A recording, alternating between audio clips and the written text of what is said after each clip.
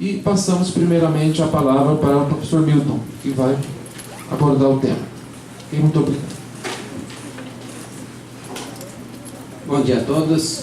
É uma satisfação estar aí, podendo explicitar algumas atividades que a gente vem realizando sobre esse tema que a gente considera essencial, principalmente na atualidade, que é sobre temas, projetos e a questão da interdisciplinaridade. Então, vou explanar um pouco, inicialmente colocar as ideias principais que eu vou trabalhar e depois vou discorrendo sobre elas no decorrer da minha fala. Bom, a gente vai tratar um pouco inicialmente das evidências sobre, em relação às bases legais e orientadoras da educação brasileira, principalmente no que tange à interdisciplinaridade, contextualização, temas, projetos. Nós vamos trabalhar a ideia um pouco de temas, né? Quer dizer, o que são temas, né? Quer dizer, temas que estimulam o surgimento de iniciativas e geram mobilização em torno de questões que são significativas aos alunos, que são relevantes para eles. Ou seja, eles mudam na perspectiva, né, de mudar a perspectiva passiva com que tradicionalmente o trabalho pedagógico se processa em sala de aula. Também a gente vai discorrer rapidamente sobre a ideia de projetos, que a gente vem trabalhando a ideia de projetos principalmente na licenciatura, né? Ou seja, na perspectiva de que estes geram mobilização em torno de ações concretas e mudanças de atitudes no processo de ensino-aprendizagem. Acho que esse conceito de atitudes que a gente vê que é relevante também, né? A questão da interdisciplinaridade, né? No que tange ações coletivas, interações entre as pessoas, que elas são bastante constitutivas, pelo menos pela fundamentação teórica que a gente adota, né? A questão das interfaces, cujo papel, né, vai além de ensinar e relacionar conteúdos. E por fim, eu vou explicitar algumas ações que vêm sendo realizadas na educação básica, na licenciatura e também no programa de pós-graduação em ensino de ciências e matemática, aqui da UFO, no qual eu venho trabalhando desde o seu início, né, que é 2013. Então estamos agora com a terceira turma de ingresso nesse programa. Bom, quando a gente falava, por exemplo, com os professores, mesmo na formação inicial quanto na formação continuada, sobre vamos fazer um trabalho com base em temas, trabalho interdisciplinar, o pessoal fica um tanto que reticente, porque a prática que eles têm vivenciado nas escolas, em geral, não tem nada a ver com a interdisciplinaridade, com o trabalho em temas. Quer dizer, então, a gente procura, num primeiro momento, trazer algumas evidências das bases legais e orientadoras, por exemplo, que, de certa forma, respaldam esse tipo de trabalho e que indicam que seja feito esse tipo de trabalho, tanto na licenciatura quanto nas próprias escolas. Isso, de certa forma, parece que dá um ânimo um pouco maior para as pessoas se envolverem nesse tipo de processo, de acreditarem de que isso pode ser feito na escola, que não é proibido fazer um trabalho dessa natureza na escola. Então, em geral, quando a gente faz esse trabalho num primeiro momento, a gente explora isso.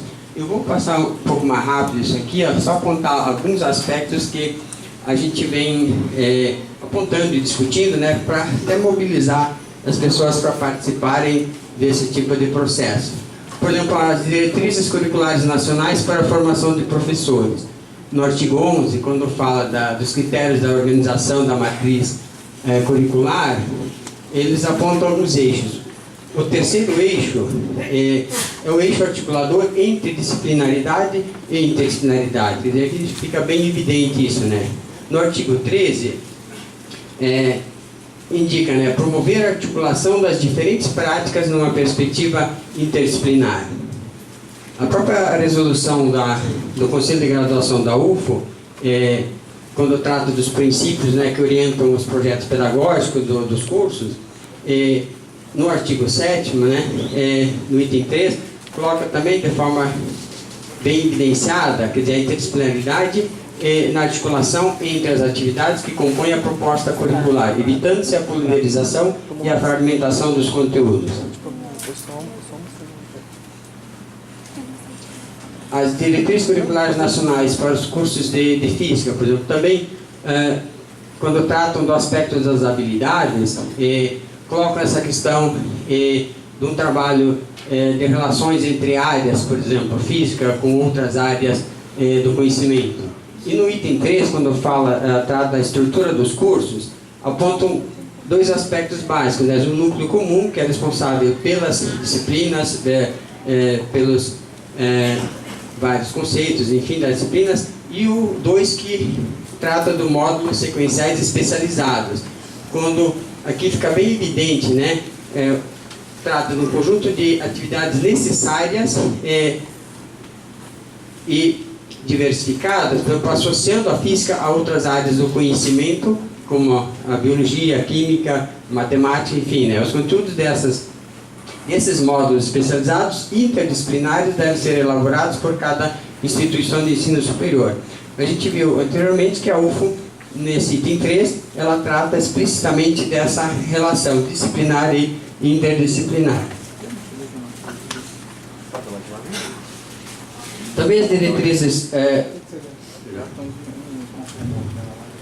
diretrizes curriculares nacionais da educação básica e do ensino médio, né, dos pareceres 98, 2010 e o publicado em 2013 da educação básica, eles apontam, por exemplo, 2 pontos cruciais.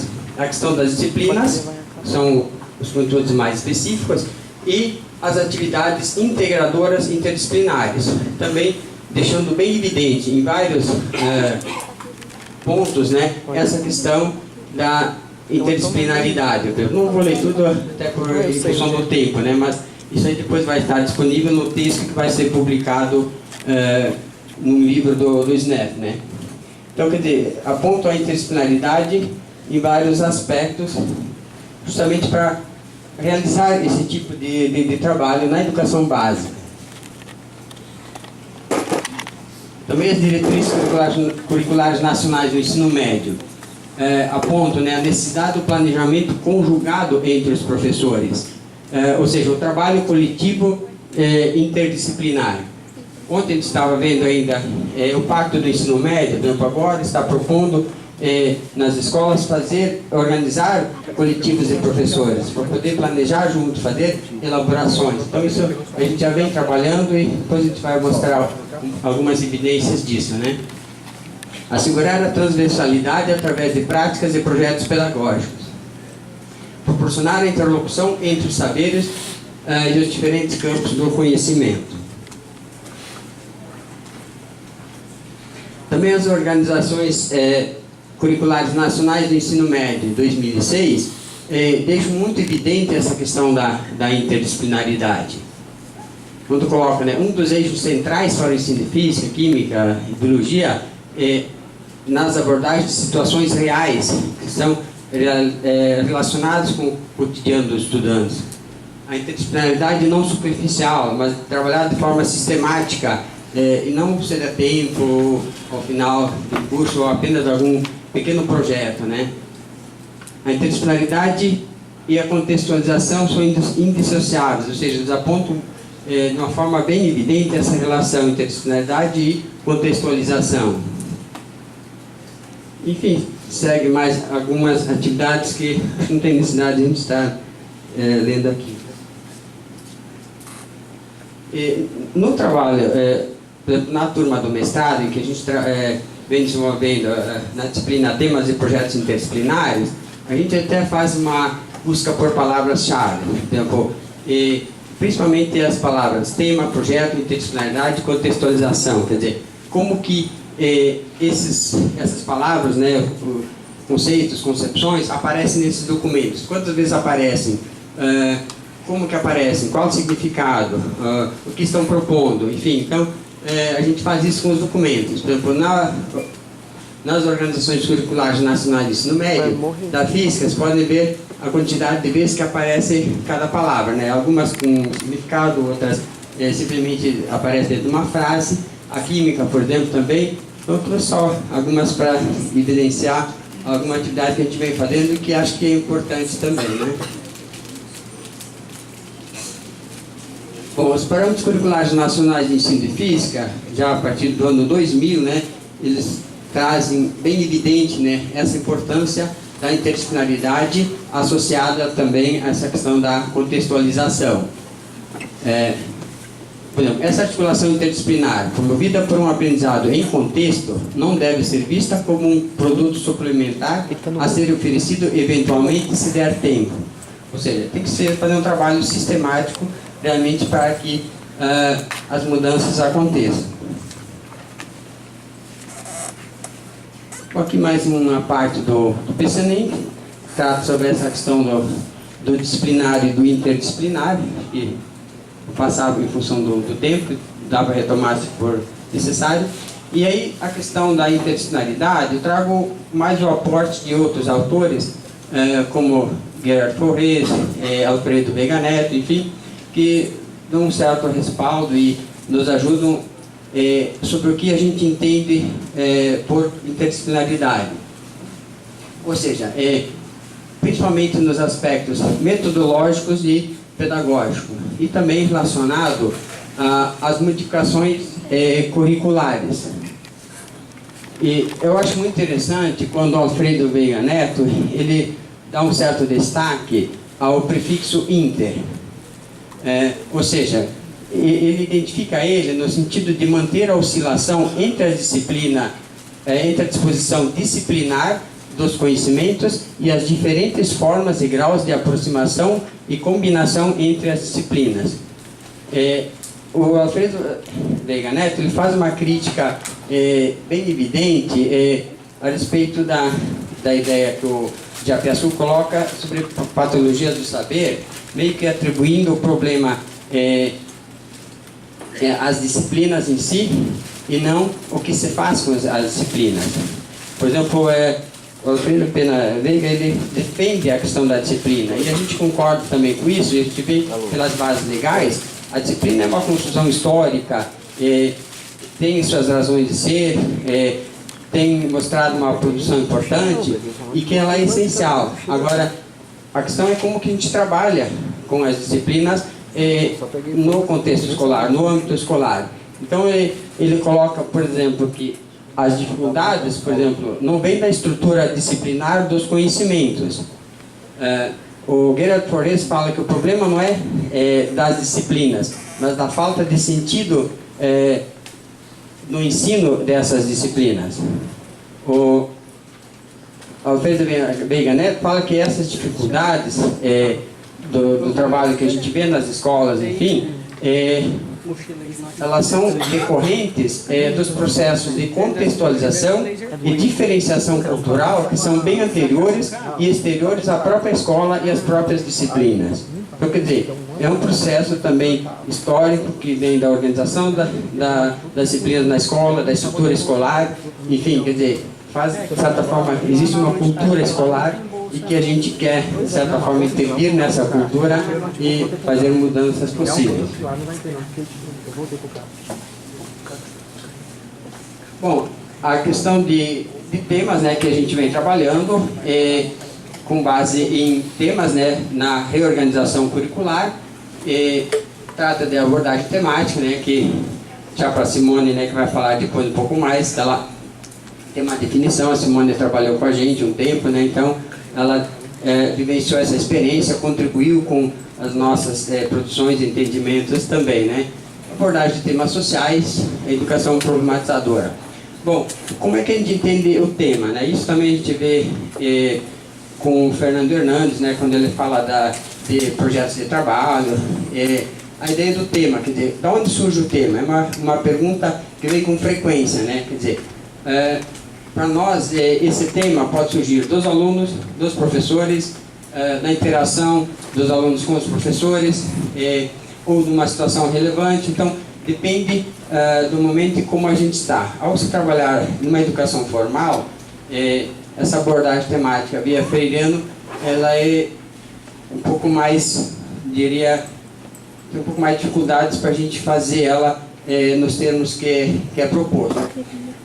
Algumas é possível. Por exemplo, numa escola estadual do Rio Grande do Sul, onde eu trabalhei por vários anos, tem uma situação de estudo que eles desenvolvem, que é o seguinte: conhecendo o câncer, um caminho para a vida. Essa situação de estudo surgiu porque duas alunas, as mães delas estavam com problemas de câncer. Uma era câncer de pele e outro não lembro bem. Isso meio que se tornou uma questão da sala de aula. Por isso se difundiu e os alunos estavam, de certa forma, meio que apreensivos. O que é isso? Como é que surge? Como é que resolve? Como é que se pode evitar? Enfim, então foi feito um trabalho pelos professores de Química, Física e Biologia, uma contribuição da matemática e também, me parece, de português. Eles fizeram um estudo sobre como que a física, a química, a trabalho pode trabalhar, que conhecimentos são importantes serem trabalhados para que essa situação pudesse ser compreendida pelos estudantes. Então, é um tema meio que surgiu, eu diria uma problemática da sala de aula. Bom, a gente também traz uma ideia de projetos pedagógicos, principalmente com a ideia de ressignificar o espaço escolar, né, transformando-o em espaço vivo de interações aberto ao real e as suas múltiplas dimensões. Então, realmente a gente precisa transformar as escolas. Então, vou passar os detalhes para poder abarcar um pouco mais outros aspectos. Bom, a gente vem trabalhando desde o ano 2000 com situações de estudo no grupo GIPEC, que é o Grupo Interdepartamental de Pesquisa e Ensino de Ciências da Unijuí. E esse processo a gente começou em 97 com uma primeira elaboração interdisciplinar envolvendo a física, a química e a biologia na formação dos professores, na licenciatura de Física, Química e Biologia. Nós desenvolvemos um tema básico em cima do qual a gente explorou o conhecimento de Física, Química e Biologia. E depois a gente pensou nessa modalidade de organização curricular na forma de situações de estudo, e que o grupo começou a fazer estudos, elaborações, planejamentos, enfim. E cada situação de estudo tem como base um tema que seja relevante e significativo para os participantes do processo. A gente tem como base a abordagem histórico-cultural de que a aprendizagem ela acontece nas interações com os outros. Conforme Vygotsky, né, o ser humano se constitui nas interações com os outros, principalmente quando estão envolvidas as diferenças, quando alguém tem conhecimento a mais de algum aspecto de algo, outro tem de outro, enfim, essas interações que são constitutivas, né? E com isso a gente procura envolver estudantes, professores em grupos, trabalhos coletivos, tanto na formação quanto na própria sala de aula. Então, a instituição de coletivos, a abordagem CTS que a gente trabalha, as situações reais, né, que a gente procura abarcar, né, elas são complexas, né, e questão da contextualização relacionadas a elas, né. Então, bem, a gente vem fazendo ações interdisciplinares e o que são trabalhados? Conceitos representativos, ou seja, aqueles que realmente são importantes para compreender o tema. Normalmente existe a intenção dos professores de trabalhar todos aqueles conhecimentos. Aqui a gente procura deixar bem evidente que tem que ser trabalhados poucos conceitos, mas aqueles que realmente são importantes para compreender o tema. E esses conceitos devem ser significados. Os alunos têm que ter um entendimento deles, senão o tema fica difícil de ser compreendido. Então não dá para dar uma pincelada em vários conceitos, mas é importante significar alguns que são realmente representativos. E isso requer, então, uma reorganização do currículo, né? Superar a visão fragmentada, linear, descontextualizada. E um aspecto importante da situação do estudo é que ela tem que ter um início, meio e fim. O máximo seria um trimestre, de preferência um pouco menor. E no final, você faz uma avaliação conjunta, envolvendo todas as disciplinas que participaram desse processo. Então, uma avaliação para ver se realmente houve a compreensão por parte dos estudantes. Bom, então, algumas evidências, né, que a gente consegue flexibilizar as configurações curriculares, tem favorecido a interação universidade-escola, os alunos têm conseguido se posicionar diante das situações que são exploradas, enfim, na escola. espaço de diálogo e reflexão se torna potencializado, né? Há uma maior participação dos alunos, inclusive os alunos, alguns rotulados como problema, a gente consegue envolver mais nesse processo, né? Claro, tem dificuldades, principalmente quando a gente começa esse trabalho em que a gente vê a resistência por parte de alguns professores, por parte de estudantes, mas na medida que o processo vai avançando, as conquistas elas vão aparecendo. Aqui tem uma rede conceitual construída pelos professores do ensino médio, né, no primeiro ano do ensino médio, onde é trabalhada a situação de estudo atmosférico, né? Então, são vários conceitos, por exemplo, aerodinâmica, empuxo, pressão, raios. São conceitos que usualmente não são trabalhados no primeiro ano, então são trabalhados já no início do primeiro ano do ensino médio. Um aspecto que a gente acha muito importante é o trabalho com sucessivas situações de estudo. Não basta desenvolver uma só, porque quando a gente faz um trabalho mais pontual, uma só, muitas vezes fica mais evidente as dificuldades do que as conquistas. Então a gente trabalha sempre na perspectiva de sucessivas situações de estudo, porque a partir da terceira ou quarta que a gente realmente vê as transformações acontecerem. E são bem nítidas, né? Ou seja, as próprias organizações curriculares nacionais de ensino médio, elas apontam, por exemplo, que o processo de ensino e aprendizagem não se modifica de repente, mas por passos sucessivos, quando o professor consegue explicitar para ele mesmo o que pretende promover. Ou seja, que o professor começa a compreender e acreditar naquilo que é possível, bem como isso acontece com os estudantes, né? A gente trabalha com a ideia da significação conceitual, né, em que a palavra é importante, usa num primeiro momento, retoma várias vezes para que a significação conceitual aconteça.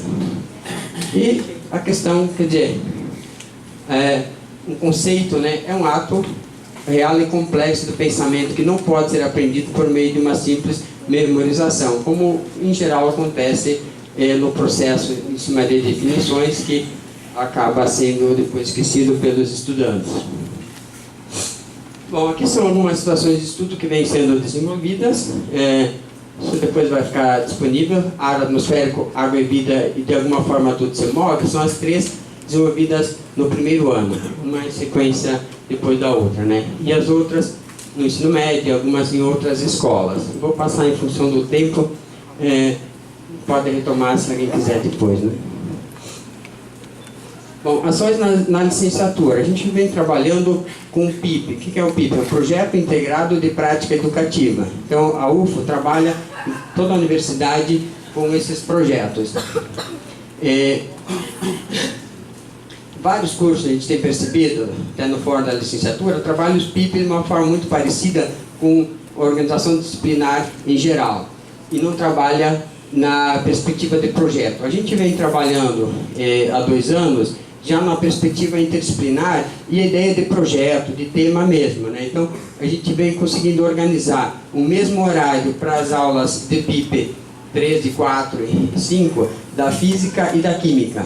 Por exemplo, segunda noite, os primeiros 2 horários, eu tenho o trabalho PIP 3 da física, a química tem o PIP 3 da química. A gente junta as turmas e trabalha ao longo de todo o semestre de forma interdisciplinar. E no PIP 4 seguinte, a gente retoma a ideia de projetos, de temas, e os estudantes fazem produções também de forma interdisciplinar. Então, cada produção tem que ter envolvido, no mínimo, um estudante de cada curso. E agora a gente está tentando trazer a biologia também para participar desse processo. Aqui tem alguns temas que foram explorados, elaborações dos estudantes. Por exemplo, a cozinha de casa, relacionando e aprendendo ciência, usina de álcool, né? Essa região tem várias usinas, né? O churrasco, seu preparo, né? E também algumas ações coletivas que a gente vem realizando no PIBID, né? Bom, já estou finalizando. E algo que vem me instigando muito e vem me dando satisfação e ao mesmo tempo me leva a acreditar que as mudanças realmente são possíveis, é um trabalho que a gente vem fazendo no mestrado em Ensino, Ciência e Matemática, com a disciplina temas e projetos interdisciplinares na educação científica e tecnológica. Essa disciplina envolve estudantes, os mestrandos de Física, Química, Biologia e Matemática. E nessa disciplina a gente trabalha, inicialmente faz o estudo sobre essas bases legais, depois a gente desenvolve uma situação de estudo ou um tema com eles de forma interdisciplinar, e depois eles fazem produções envolvendo, em geral, alunos das 3 turmas. Então isso é um processo bem interessante que a gente vem conseguindo fazer, e já tem alguns trabalhos nas escolas. Por exemplo, o professor Enilson, que devia estar aqui, está fazendo um trabalho de lançamento de foguetes na escola envolvendo a Física, a Química e a Matemática, por exemplo. Tem uma outra escola que fez trabalho sobre combustíveis, que envolve combustíveis fósseis, combustíveis como o álcool que é produzido na região, né? E outro de biodigestor. Bom, em função do tempo, eu vou encerrando essa minha fala e fico à disposição para questionamentos posteriormente. Obrigado pela atenção.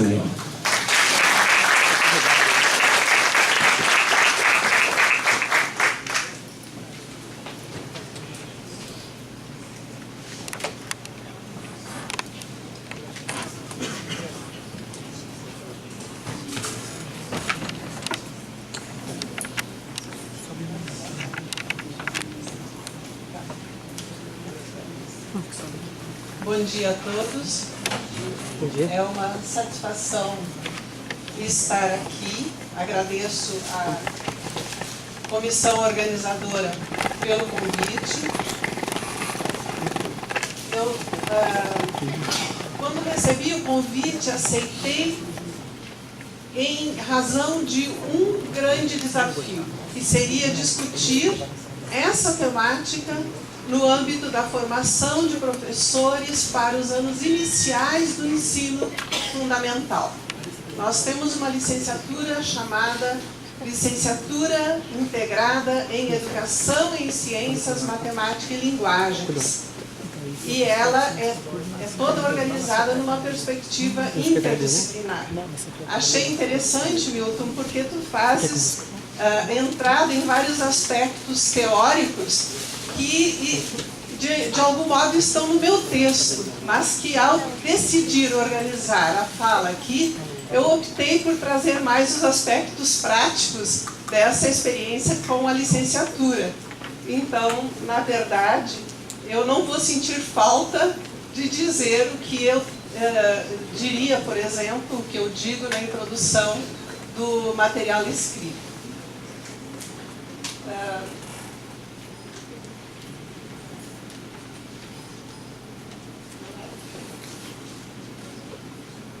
Não é para cima? Ah, é para baixo, sim. Então, isso aqui é o que eu comentei há pouco, né? No sentido da formação de novas mentalidades, ou seja, como aquele professor que está em processo de formação e que teve todo o seu percurso formativo no modo disciplinar, na fragmentação dos conhecimentos. Concordo quando o Milton fala que não é o problema da disciplina, mas o modo como se conduz isso. Mas está muito acostumado a olhar numa única direção e não de um modo amplo, não é? Como é que ele pode, então, vir a ser um professor que lida nos anos iniciais com todos os conteúdos e que ensina a criança a ter a mente compartimentada? Morin diz que a mente humana é naturalmente não compartimentada, ela é naturalmente integradora e contextualizadora.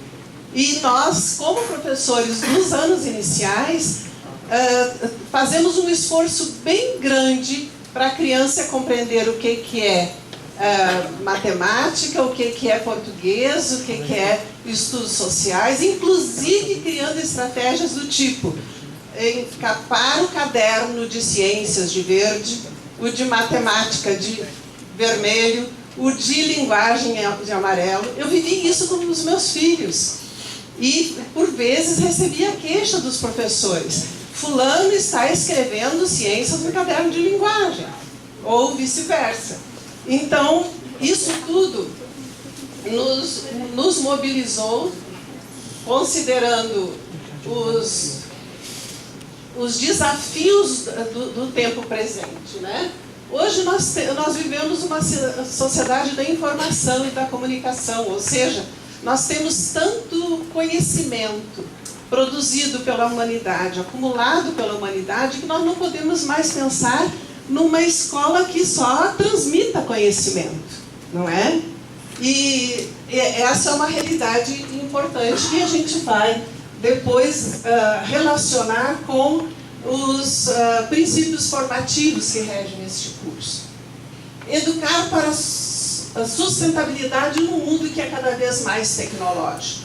Como é que eu formo professores? Como é que eu lido com essas questões? Hoje o Brasil, de norte a sul, vive um problema de água, que se a continuar assim, vamos ter em seguida problema de energia também, não é? E só a região sul ainda não está tão afetada, até a região norte já está com 35% da sua capacidade, noticiou um jornal esses dias. Então, é um problema sério que todos nós precisamos começar a pensar de modo mais amplo nas questões planetárias, não só aquelas que estão tão próximas da gente. Educar para a visão de fenômenos complexos. Milton tocou nisso também. A complexidade está posta. A docência é complexa, ensinar é complexo, aprender é complexo. Como é que a gente lida com essas coisas? E, mais uma vez, chamando Morin, parece que cada vez mais está evidente a necessidade da reforma do pensamento. Ou seja, procurar ligar as duas grandes culturas que regem essa humanidade, que é a humanística e a científica. Um outro aspecto que se considera ao pensar o projeto pedagógico são os 4 pilares da educação para este século.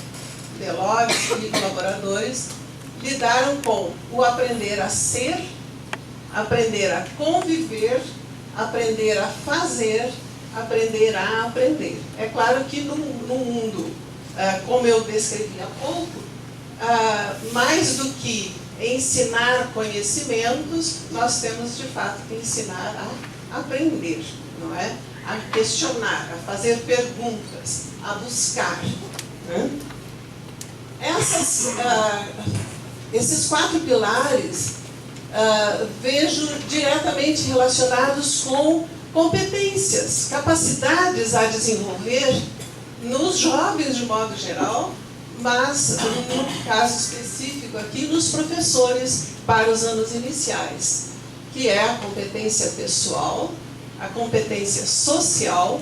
Já se diz que o aprender, que ser educado hoje é saber conviver, não é? A competência produtiva, aprender a fazer, saber fazer, e a competência cognitiva, aprender a aprender.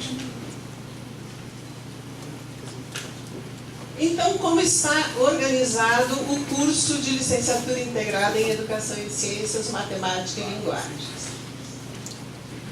Ele tem como eixo central a trilogia Ciência, Tecnologia e Sociedade. E se efetiva em 4 vertentes de alfabetização. A alfabetização científica, matemática, a digital e a língua materna.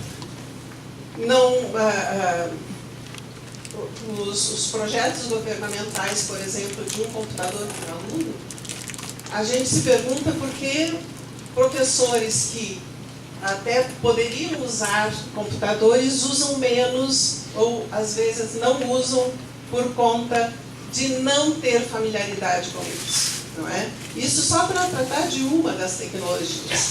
Então, a gente lida intencionalmente com essas tecnologias de modo amplo. E, de modo interdisciplinar, tendo a pesquisa como um eixo como um princípio educativo na formação dos professores. Então, ensinando a perguntar o tempo todo e a elaborar projetos de investigação.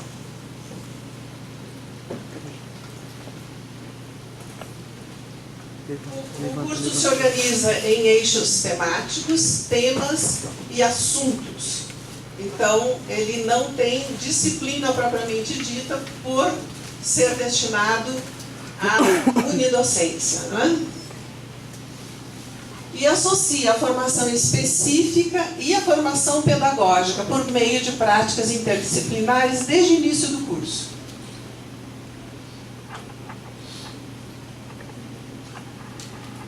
Então, como princípios formativos, né? O desenvolvimento da sensibilidade para questões inerentes à formação docente. Este princípio inclui não só o aprender a aprender, como o aprender a conviver também. Ou seja, o tempo inteiro ele está com a ideia do autoconhecimento presente, da necessidade de ter uma autoformação, não ficar na expectativa de uma formação que vem pura e simplesmente de fora, mas que é algo que deve ser mobilizada de dentro. Somente quem se forma é o sujeito, né? Os formadores podem auxiliar, podem mediar, podem oferecer oportunidades e condições, mas há um processo de autoformação.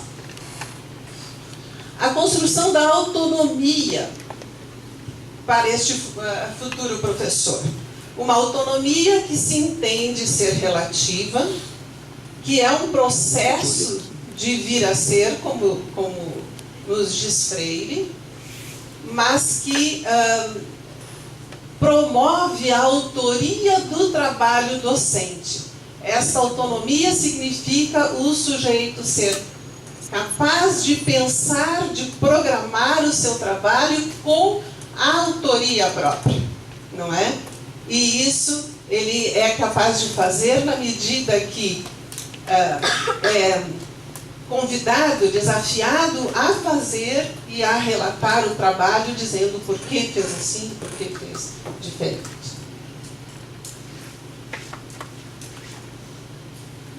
O desenvolvimento da criatividade é uma exigência da nossa profissão, né? Não só lá nos anos iniciais, mas durante todo o nosso percurso, estejamos no ensino superior, no ensino médio, onde estivermos, a criatividade do professor é algo que não se duvida, não é? Que a gente precisa sempre ter, não é? E como princípios metodológicos, eu listo aqui os principais, digamos assim, destaco alguns. A busca pela integração dos componentes curriculares, não é? Formação geral, formação básica para a docência e formação específica do ensino de ciências, matemática e linguagens.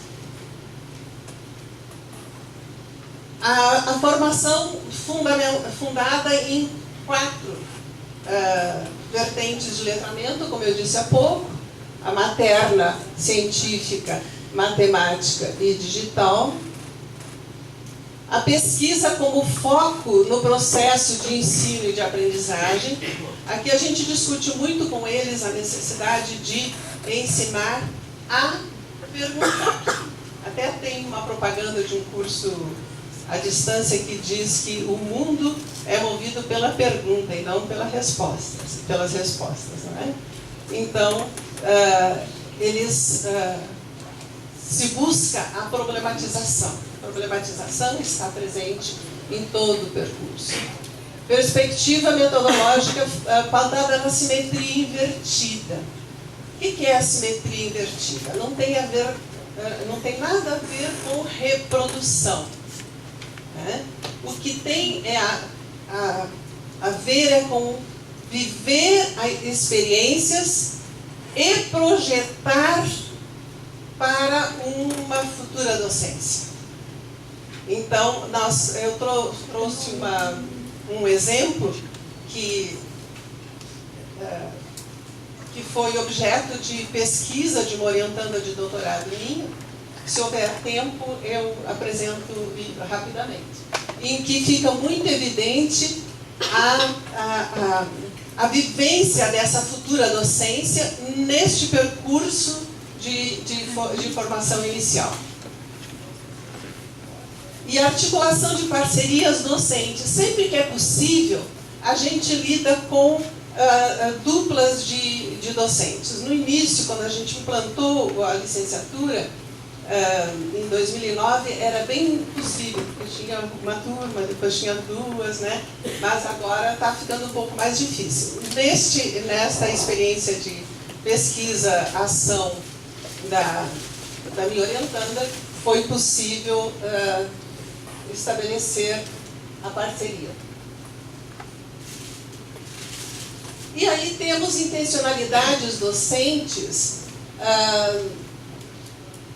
importantes de serem destacadas, que são principalmente essas: a educação científica e tecnológica, incluindo aí a matemática, a linguagem, a simetria invertida, como eu acabei de falar, o ensino com pesquisa, ou seja, a problematização de temas, de conhecimentos, e o trabalho coletivo. Okay. O trabalho coletivo. Então, esses princípios, digamos assim, têm que fazer parte da intencionalidade docente, porque ele vai lidar com a sua organização, digamos assim, do tema que lhe é solicitado a cada semestre. Um detalhe também é que nós ainda conseguimos fazer o planejamento coletivo no início de cada semestre. Aqui temos uma representação dessa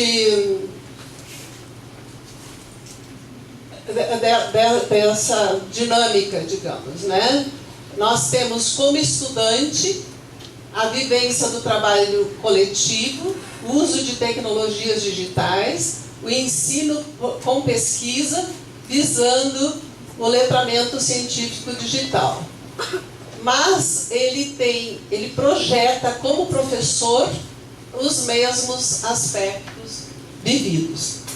E o trabalho do professor é a mediação pedagógica, por meio de práticas interdisciplinares, lidando com o meta-ensino e a simetria invertida, sempre que possível com a parceria docente. O que é o meta-ensino?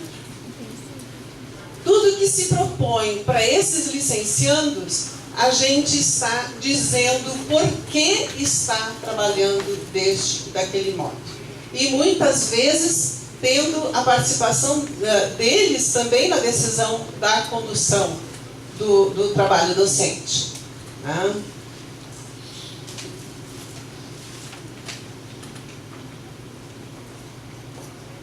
Então, a experiência que eu vou brevemente colocar, as docentes trabalharam com a temática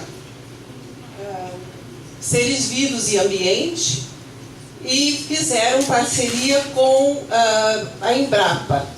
Né? Cada grupo investigou uma área de 10 por 10 metros e acabou se aprofundando em uma espécie.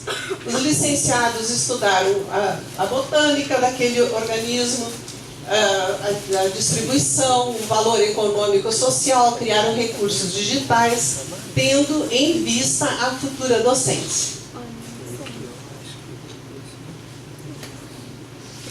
Dentre os recursos digitais criados pelos estudantes, com a temática que ficou sob a sua responsabilidade, ocorreram blogs, webquest, vídeos, fotos, apresentação multimídia, prepararam apresentações teatrais por meio de produção de fantoches, etc. E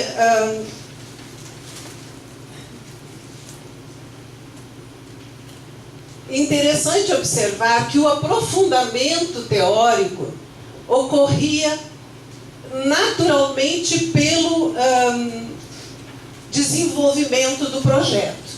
Havia socialização periódica de como o trabalho estava acontecendo, de cada grupo, de tal modo que aqueles conteúdos que eles iam desenvolvendo por meio da pesquisa iam também sendo socializados para os demais colegas.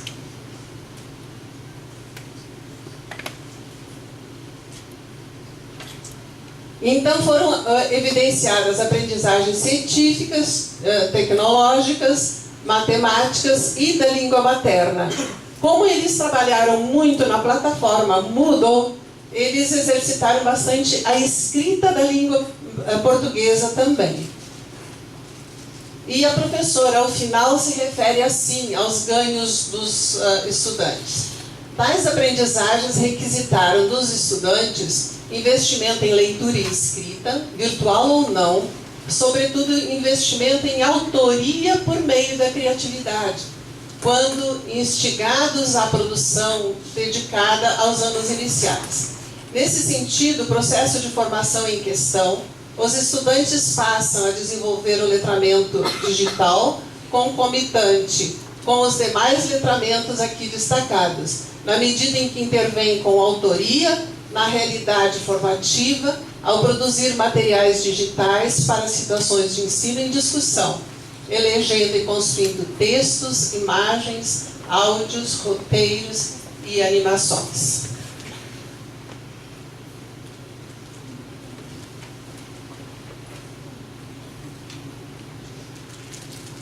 Muito obrigada.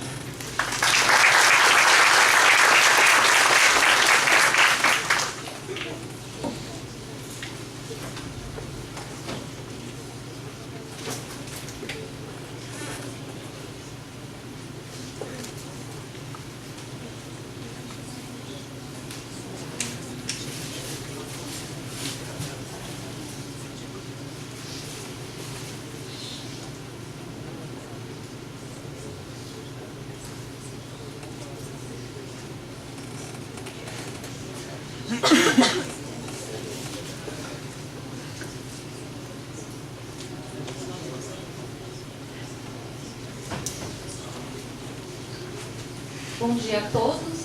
Muito obrigada pelo convite, pela comissão organizadora. E para mim participar dessa mesa é um desafio, até porque eu não tenho uma experiência significativa na atuação na educação básica e nem na graduação, como o professor Milton e a professora Terezinha, ou seja, eu sou uma novata em termos de mesa também, né? Então, vou tentar trazer um pouco a discussão relacionada ao tema gerador, na perspectiva freiriana, e mostrar como que a gente tem trabalhado isso lá no contexto da Universidade Estadual de Santa Cruz, que fica em Ilhéus, Bahia. Então, eu vou trabalhar um pouquinho o tema gerador e interdisciplinaridade no ensino de ciências físicas, algumas possibilidades. Bom, para começar nessa discussão, a gente precisa entender um pouquinho o que será que entendemos por temas. O que são temas? Qual tema podemos trabalhar em aulas de ciências físicas? Que tipo de temas a gente pode trabalhar?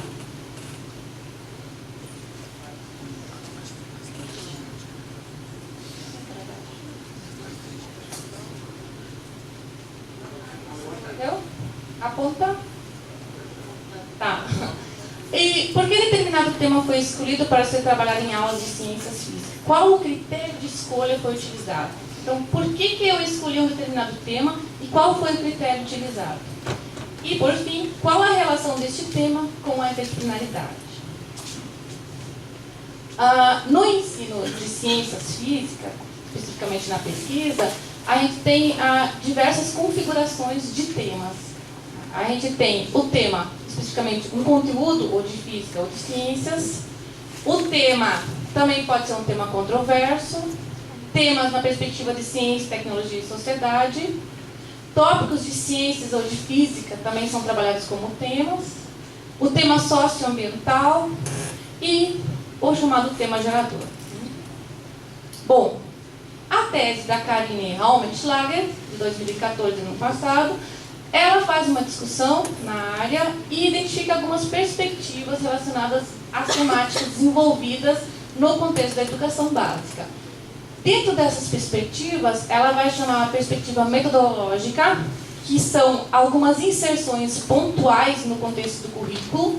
São elas as unidades didáticas, os projetos temáticos, temas com enfoque socioambiental, a unidade de aprendizagem, a ilha interdisciplinar de racionalidade e também, por último, a questão do ensino de ciências por investigação. Então, eles trabalham em temas, só que com algumas inserções pontuais no currículo.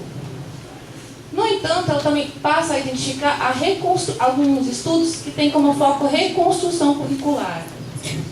Essa reconstrução curricular, ela se situa como uma situação de estudo. Então, a situação de estudo tem a proposta de reconfigurar o currículo, que é fundamentada em Vygotsky, e a gente viu pela fala do professor Milton, uma explicação mais sistemática.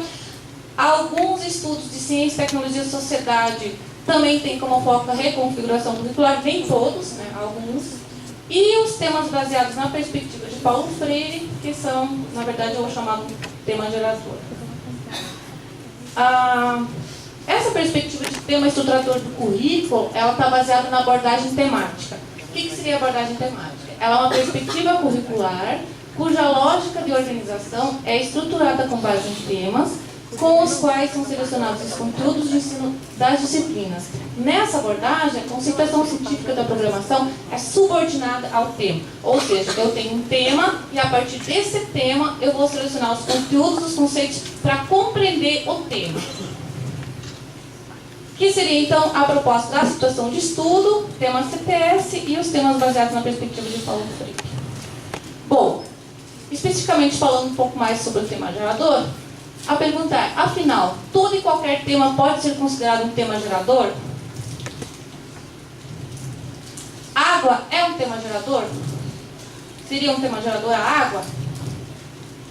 Bom, tem que tomar cuidado que na perspectiva freiriana, o tema gerador, ele tem determinadas características e ele está associado a problemas da comunidade que nem sempre são percebidos pelos sujeitos ou são tratados com indiferença.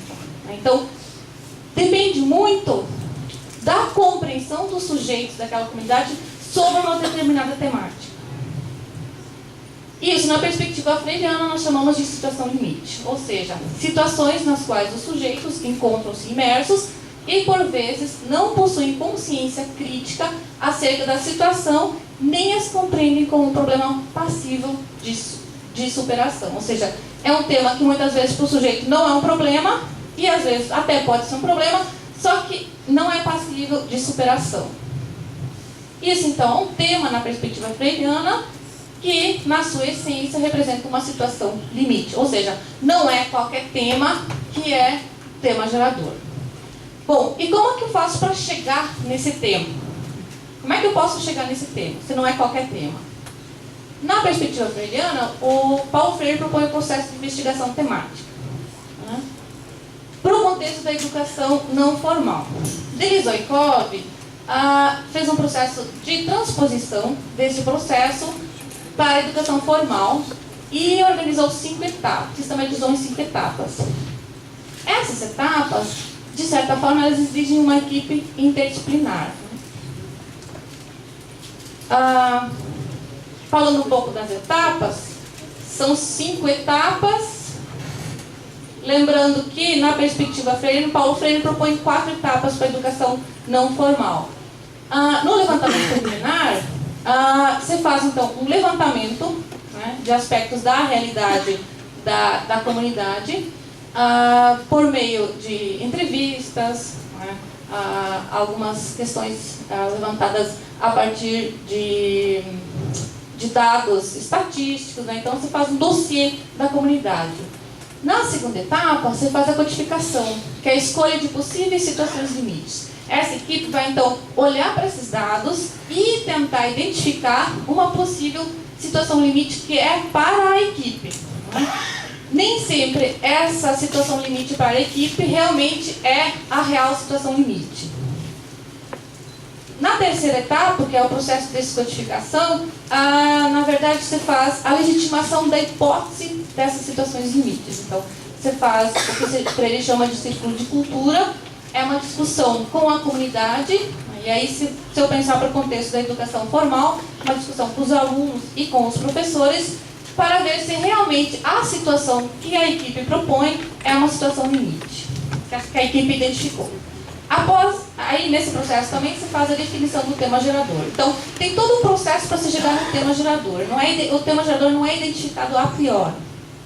Depois dessa identificação do tema gerador, você faz o que Freire chama de redução temática, que é a seleção dos conceitos e o planejamento das atividades didático-pedagógicas para serem trabalhadas em sala de aula. Nessa quarta etapa é que os professores em conjunto vão selecionar quais são os principais conceitos a serem trabalhados para compreender o tema gerador. E também é realizado o planejamento.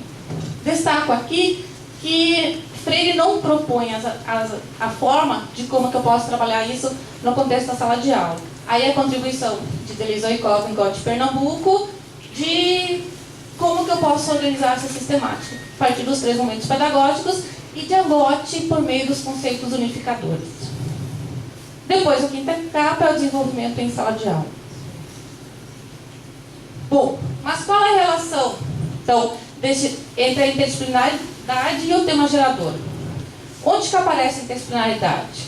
Na redução temática, onde você faz a seleção dos conceitos e do planejamento, é que Freire diz que, feita a delimitação temática, caberá a cada especialista, dentro do seu campo, apresentar à equipe interdisciplinar o projeto de redução. Então, cada especialista na sua área é que vai apresentar quais são os conceitos necessários para compreender o tema.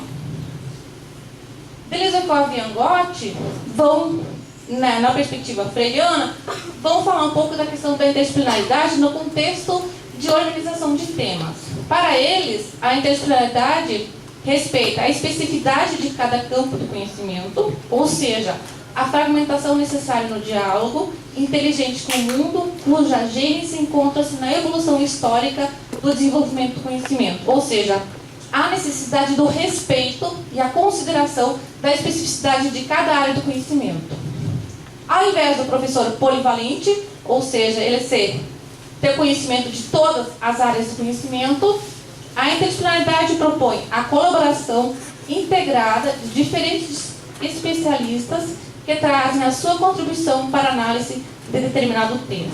Então, é o especialista de cada área que vai dizer o que pode ser trabalhado no contexto do tema. Bom, o que entendemos, então, por interdisciplinaridade no contexto da perspectiva freiriana? Vai muito além do trabalho coletivo. A interdisciplinaridade não é apenas reunir os professores e ver o que cada um pode trabalhar. Vai muito além disso. Aí nós baseamos em Hélio Ricardo, que vai dizer que para a interdisciplinaridade destaca-se a necessidade de evitar armadilhas, como entendê-la apenas como um trabalho coletivo ou a mera justaposição de diferentes olhares de mais uma disciplina para o mesmo objeto. Essa interdisciplinaridade, então, ela passa a ter uma dimensão no campo epistemológico. O que quer dizer isso? Ela se refere ao grau de colaboração e integração entre as estruturas teóricas e metodológicas das áreas de saberes envolvidos. Então, a interdisciplinaridade nesse processo, ela tem uma dimensão epistemológica. Ela vai fazer parte da construção desse conhecimento. Bom, a interdisciplinaridade relacionada ao tema gerador, eu vou tentar trazer alguns exemplos do que a gente tem realizado lá no nosso grupo de estudos na Universidade Estadual de Santa Cruz.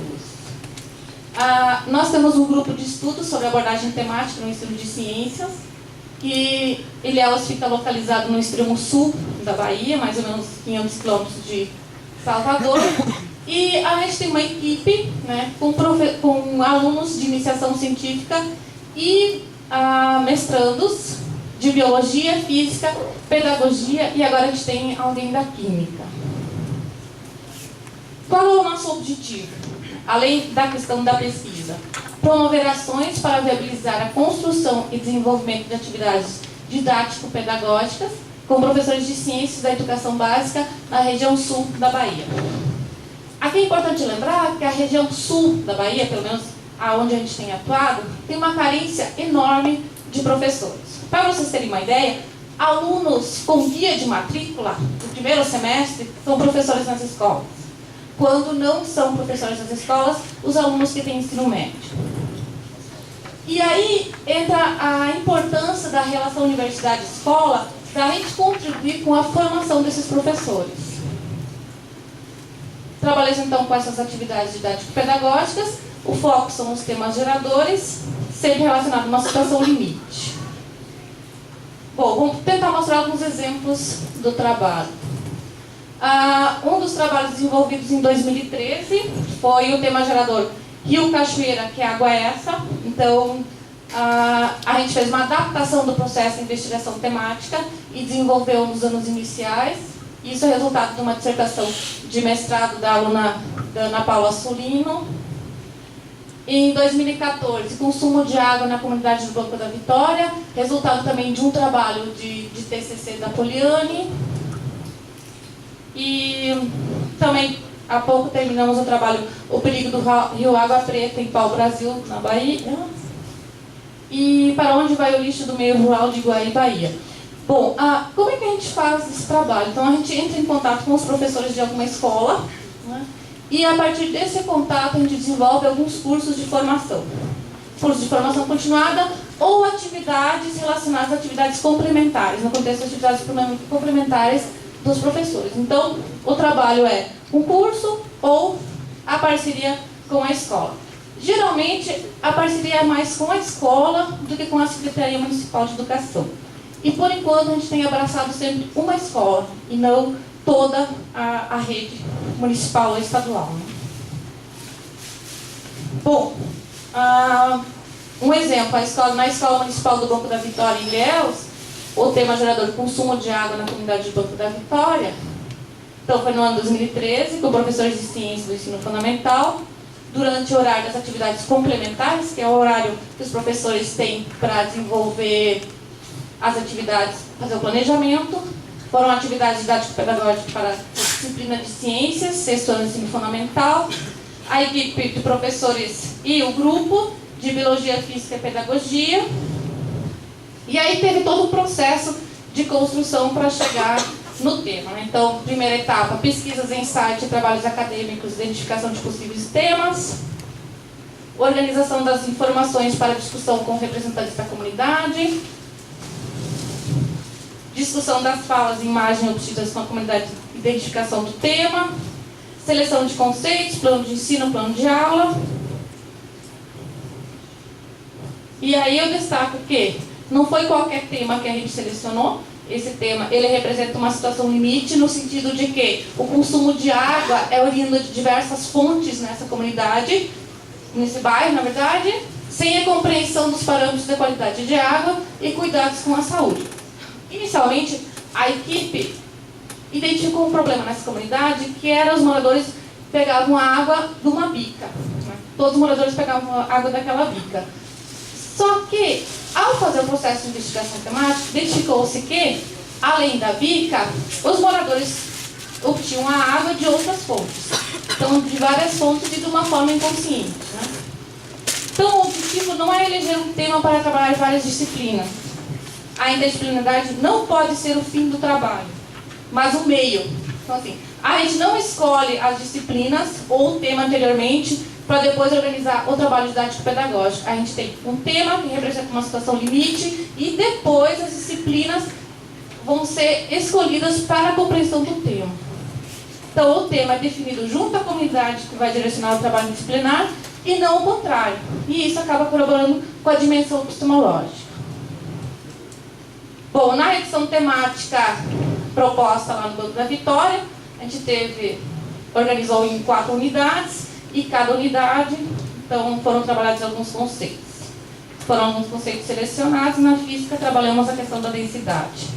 Após a definição dos conceitos a serem trabalhados, a gente faz uma organização, né, um planejamento para trabalhar em sala de aula, que é uma adaptação de Silva, em que utilizamos os 3 momentos pedagógicos, mas quem vai direcionar o planejamento da aula é uma fala obtida no levantamento preliminar. Então, uma fala que foi obtida lá por um orador, a gente organiza a atividade. Então, a gente tem a problematização inicial, ter um lugar do rio que não está poluído. De que forma sabemos que a água do rio não está poluída? Problematização. Quando não há lixo boiando no rio, podemos afirmar que ele está limpo? Por quê? E aí é a discussão da densidade. Depois, a aplicação do conhecimento e uma outra aula. Muita gente afirma ter tomado banho no rio e passado mal. Bom, em cima é a física. Aí, quais conceitos são trabalhados? Proliferação de micro-organismos e doenças obtidas via contato com águas fluídas. E aí a presença da biologia. Ou seja, a biologia e a física aparecem quando eu vou selecionar os conceitos necessários para compreender o tema. Há outro exemplo também, eu vou passar rápido, que é a Secretaria Municipal. Aí a gente teve a colaboração da Secretaria Municipal de Pau-Brasil, também realizamos processo de investigação temática e foram selecionados alguns conceitos de física, química, biologia, geografia, aspectos históricos e culturais sobre o Rio Água Preta. E aí, finalizando, é importante lembrar que o trabalho com o tema gerador e a interdisciplinaridade, que o trabalho com o tema gerador requer uma mudança de concepção de ensino, de aluno, de professor e de currículo, tanto por parte da escola como pelo professor. O tema gerador não ignora a importância dos conceitos e conteúdos. Esses são subordinados ao tema e são necessários para compreender o tema. A interdisciplinaridade deve ser o meio e não o fim da programação curricular do trabalho escolar. E o grau da interdisciplinaridade está vinculado ao tema gerador. Então, logo, quanto mais amplo for o tema, maior será a possibilidade de integração entre os conteúdos de diferentes áreas de conhecimento. E o trabalho com o tema gerador também permite que diferentes estratégias e abordagens de ensino sejam implementadas. Então, no caso da física, desde problemas mais fechados, os problemas de lápis e papel, como problemas mais abertos. Bom, respondendo então algumas questões iniciais, por que determinado tema foi escolhido para ser trabalhado em aulas de ciências físicas? Qual critério de escolha foi utilizado? No nosso caso, na perspectiva freiriana, o tema escolhido está relacionado a uma situação limite. É a compreensão que o sujeito tem sobre a sua realidade. A compreensão que ele tem sobre uma determinada realidade e que isso precisa ser superado. Qual a relação desse tema com a interdisciplinaridade? A interdisciplinaridade aparece no processo da redução temática, quando vou selecionar os conceitos, conteúdos necessários para compreender esse tema e superar essa situação limite. Obrigada.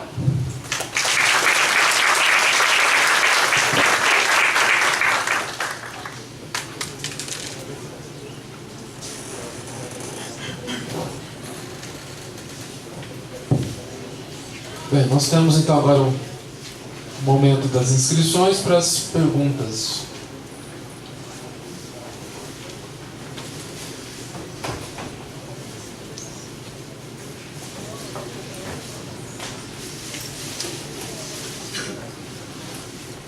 Bom dia. Meu nome é Leandro, aqui, gente, professores da mesa. Meu nome é Leandro, eu sou aluno da UERJ, Universidade Estadual do Rio de Janeiro, e faço curso de licenciatura. E eu tenho algumas dúvidas, algumas questões sobre todo esse tema que os senhores falaram.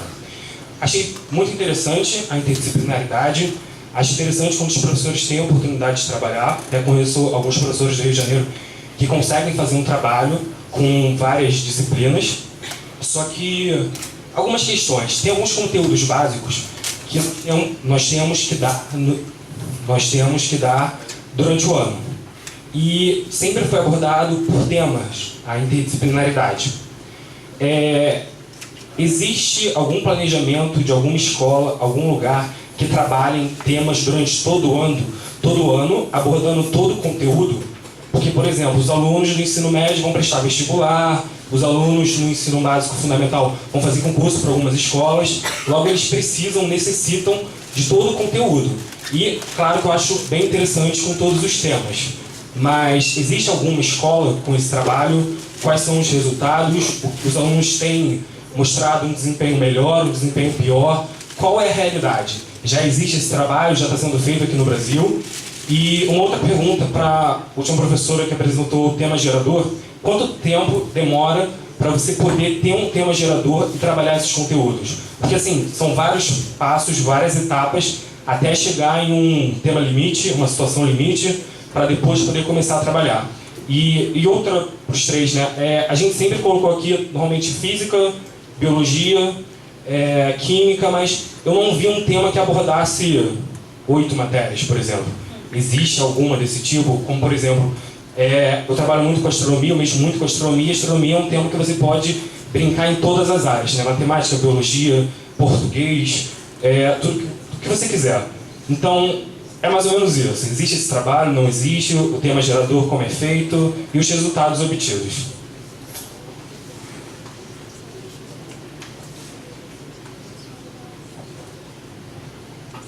Bom, essa sua primeira pergunta é realmente bem desafiadora, né? Porque do jeito que estão organizadas as nossas escolas, é praticamente impossível fazer esse trabalho em todas as séries. Se tu pensar no ensino médio, né? Uma vez que na grande maioria das escolas os professores trabalham em várias escolas, não somente em uma, né? Tanto é que a proposta que vem de Todos pela Educação, esse pacto, né, é de colocar um professor de uma única escola com 40 horas dentro da lei do piso, né, com tempo para planejamento e formação. Eu acho que a partir disso seria possível, sim, fazer esse trabalho. A gente tem uma experiência na EFA, que é uma escola que tem o ensino médio também, que é uma escola comunitária em Juízo, Rio Grande do Sul. Nessa escola, o conteúdo basicamente do ensino médio é organizado em cima de situações de estudo no primeiro e segundo ano, e no terceiro ano é um tema. O tema terceiro ano é energia. Inclusive os alunos fazem visita a Itaipu, tem participação da geografia, português, também além de física, química e biologia. No primeiro ano são trabalhadas 3 situações de estudo: atmosférico, água e vida, e no final, de qualquer forma, tudo se move. Essa situação, de qualquer forma, tudo se move, ela foi organizada não na perspectiva freiriana, mas na perspectiva de dar conta de trabalhar alguns conceitos que são, em geral, trabalhados no ensino médio e que os alunos estavam querendo, os alunos, os pais, né? Porque, querendo ou não, eles vão para o ensino superior. Então, se faz, às vezes, algum ajuste para dar conta disso, né? No ensino médio são trabalhadas outras 2 situações de estudo, também pensando, quer dizer, a importância de um tema, os alunos compreenderam um tema que é relevante para eles, mas ao mesmo tempo trabalhar outros conhecimentos que não foram trabalhados, né? E no terceiro ano se procura fazer essa complementação. Então essa experiência mais ampla eu vejo numa escola, mas nessa escola os professores têm um certo tempo de planejamento, de fazer essas ações.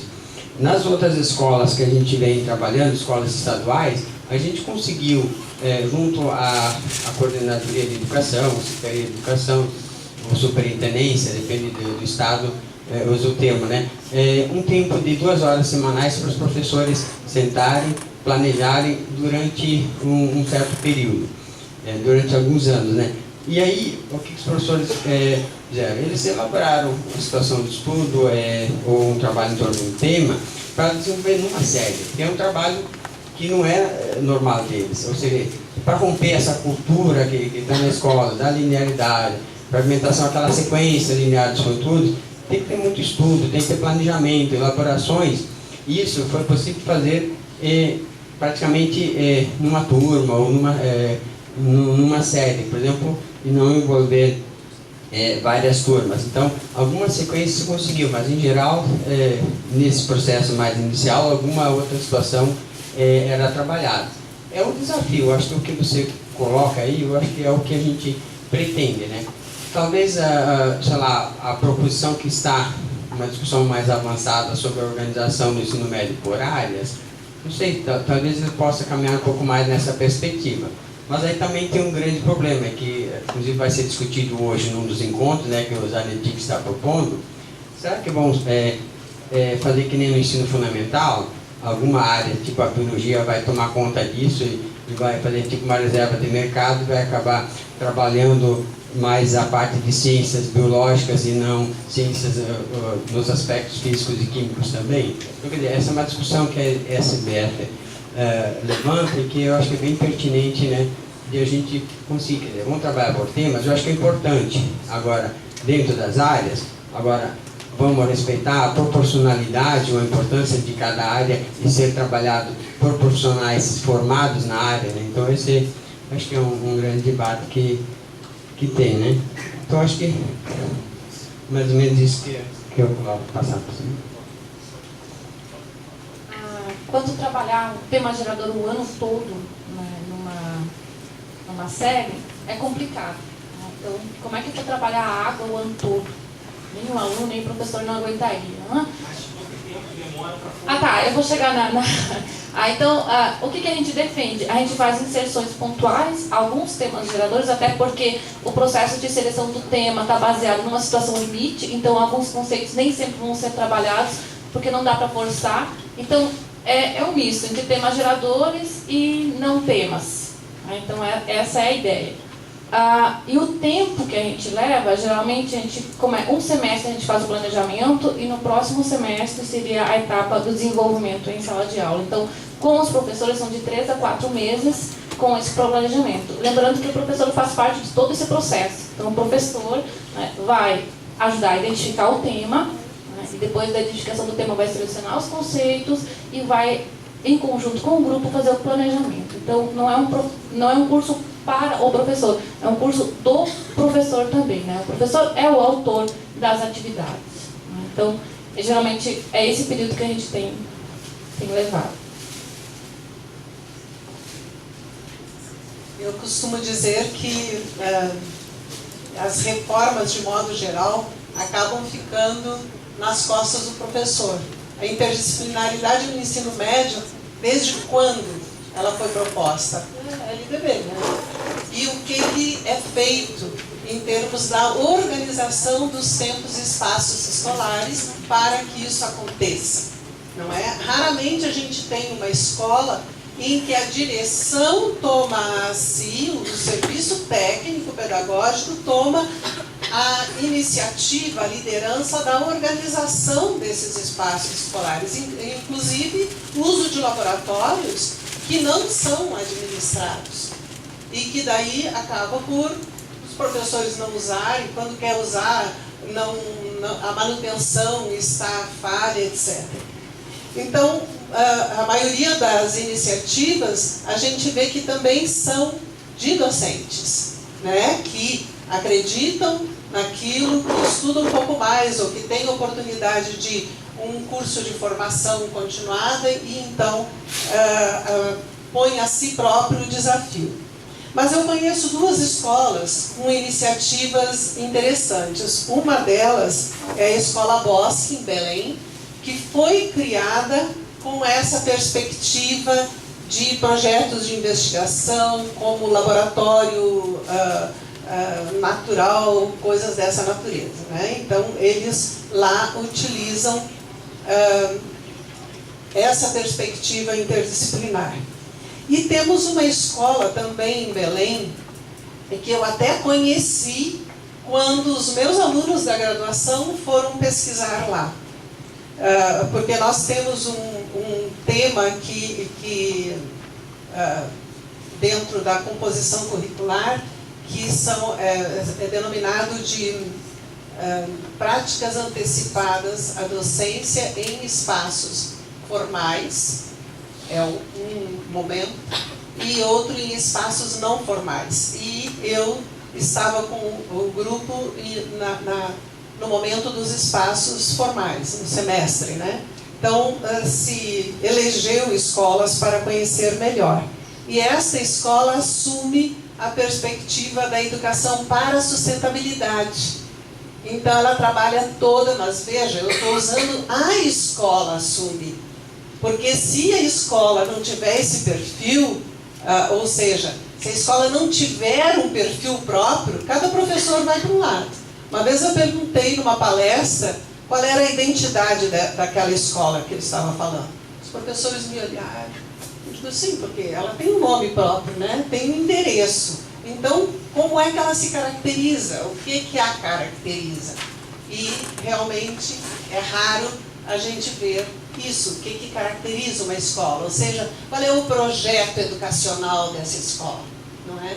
Então, realmente, eu acho que muito disso está nas mãos de vocês, jovens, futuros diretores, lideranças dentro das escolas, a construir. Este é um processo que precisa ser construído. Bom dia, eu sou a Márcia, lá da Unipampa de Bagé, e gostaria de saber da Simone, assim, esses projetos, eles foram feitos com mestrandos e alunos da universidade. Tem algum projeto que foi feito direto na escola, com o professor da escola? Porque a interdisciplinaridade dentro da universidade com os nossos alunos funciona bem, né? A gente combina com os professores. Mas o que a gente vê é que, às vezes, os professores de dentro da escola, da área da matemática, da geografia, da história, enfim, acabam não se engajando com algum colega que gostaria de fazer essa iniciativa interdisciplinar. E é um pouco nesse sentido.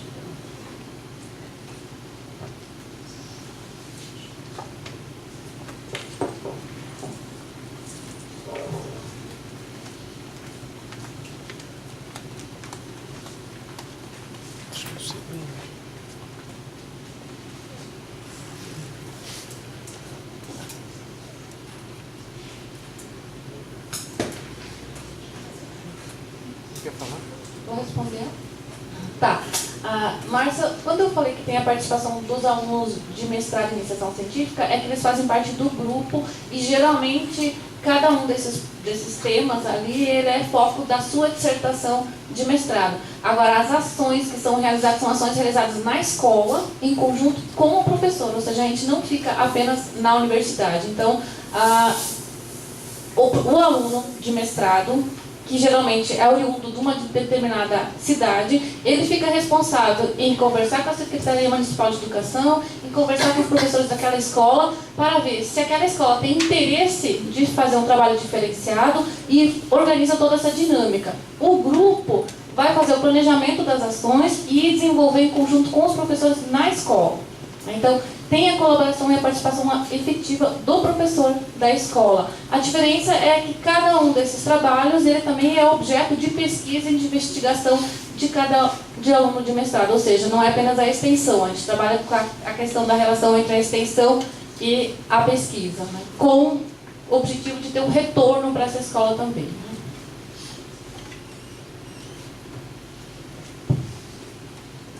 Bom dia, meu nome é James, sou professor de Física no interior de São Paulo. Tem uma questão para colocar que, na verdade, eu acredito, é um desafio, mas eu gostaria de saber como é que estão as reflexões nesse sentido. Vou colocar aqui, só para eu formular a minha pergunta, numa dicotomia entre uma abordagem disciplinar e uma abordagem temática, tá? Que assim como eu enxergo essa questão.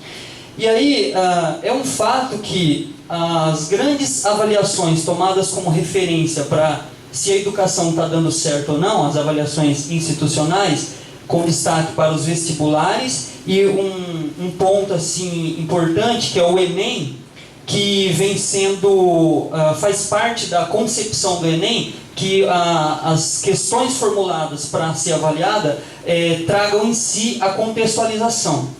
E que, a meu ver, dialoga com essa abordagem temática. Então, me parece haver uma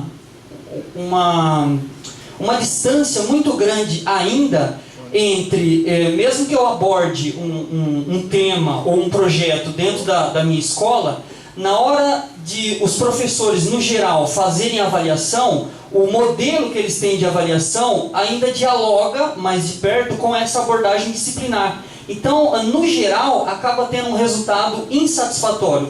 O aluno ele se envolve lá com um projeto, tem as suas aprendizagens do projeto, mas quando ele vai fazer uma prova mesmo, com as questões que ele precisa mostrar, o que ele aprendeu em física, o que ele aprendeu em geografia, então ele acaba se saindo mal, por conta daquele conceito específico, ele não aprendeu muito bem dentro de todo aquele projeto que ele trabalhou.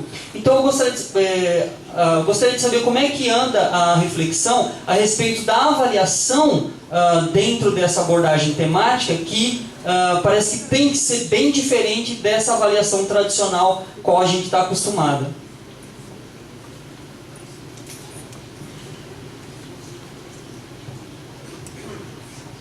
Bom, dentro da modalidade da situação de estudo, a avaliação ela é entendida como parte do processo todo.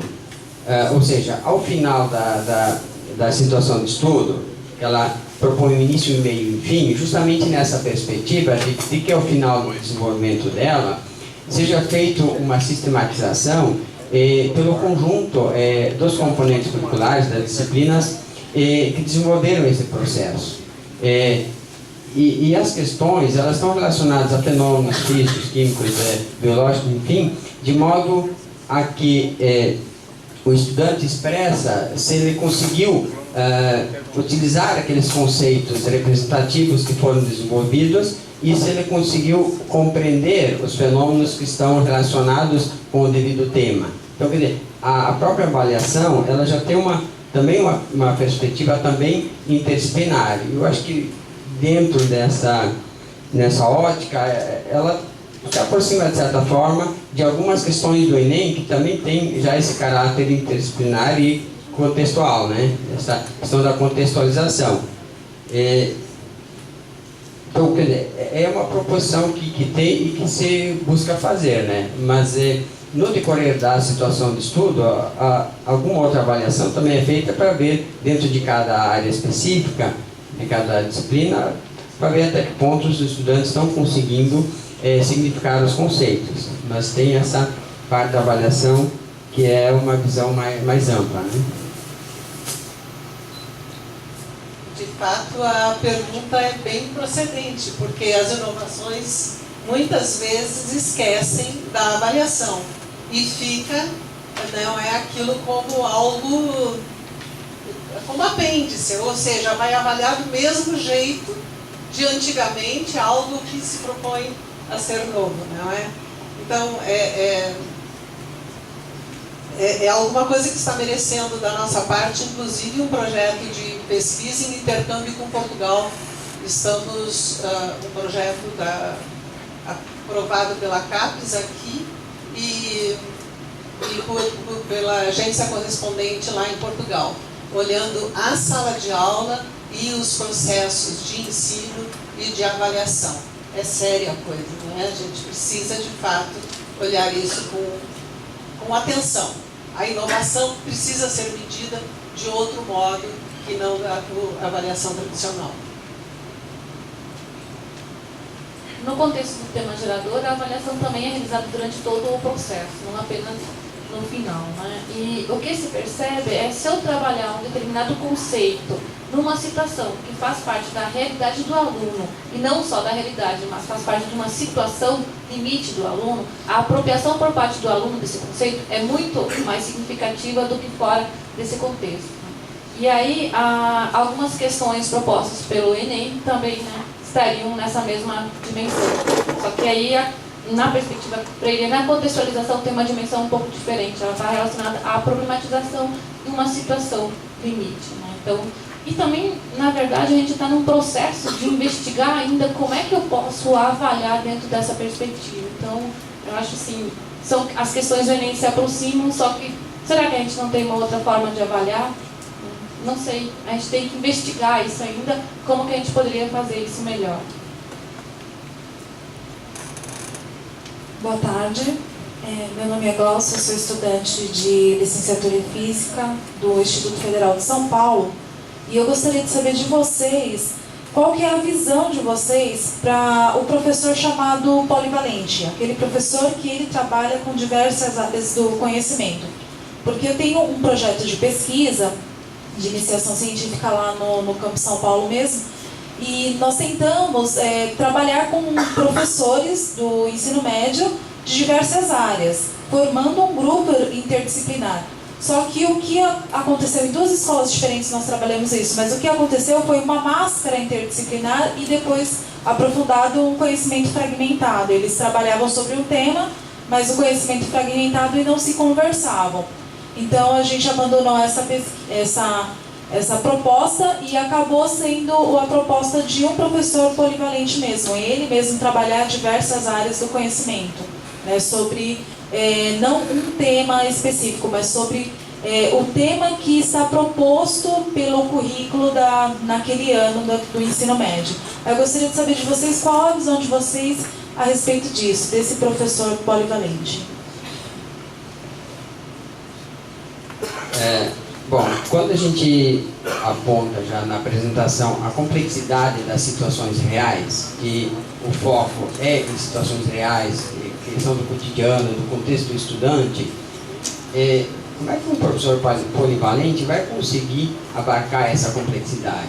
Ou seja, quer dizer, ali a gente já dá um bom indicativo da importância, quando a gente fala dos coletivos de professores na escola, justamente cada professor tem uma formação na sua área específica, consegue perceber os aspectos relacionados a essa situação real, complexa, e como trabalhar isso. Além disso, claro, estabelecer as relações com as outras áreas. Uma das grandes críticas que a gente vê, do Alfredo Veiga Neto e outros, quando se fala em integração dos conhecimentos. Quer dizer, a gente trabalha na perspectiva da relação, inter-relação entre os conhecimentos. E aí, o professor polivalente não dá conta disso. Então, o trabalho que a gente vem realizando ao longo de quase 2 décadas já, é justamente envolvendo um coletivo de pessoas que pensam junto, que discutem com suas diferenças,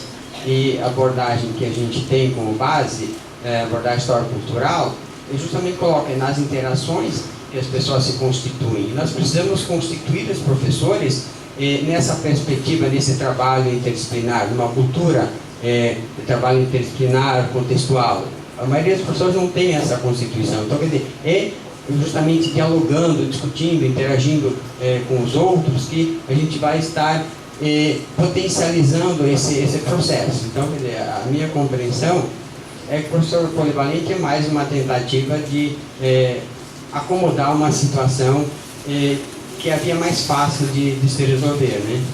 É como você coloca, você aumenta o valor das multas, mas você não trabalha em outros aspectos que são muito mais essenciais do que isso, né? Esse é o meu entendimento. Né?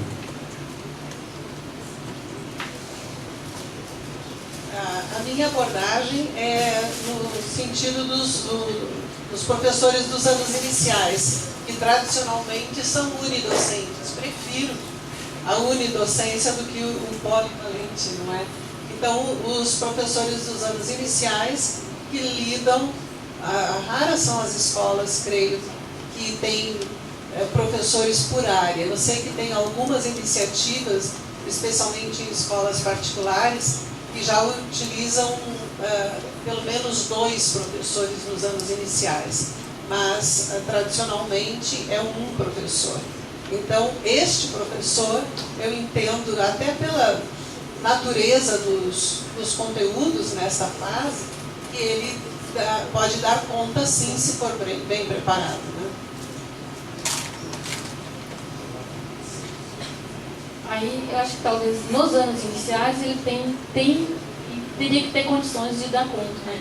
Agora, no ensino médio, já é um pouco mais complicado, né? Até porque a formação da gente, 4 anos, 5 anos do curso de física, a gente sabe que não é suficiente.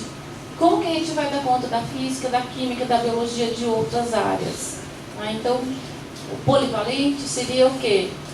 uma formação do professor integrada de várias áreas de conhecimento, ele daria conta de contribuir com conhecimentos, teorias e práticas relacionadas a cada disciplina?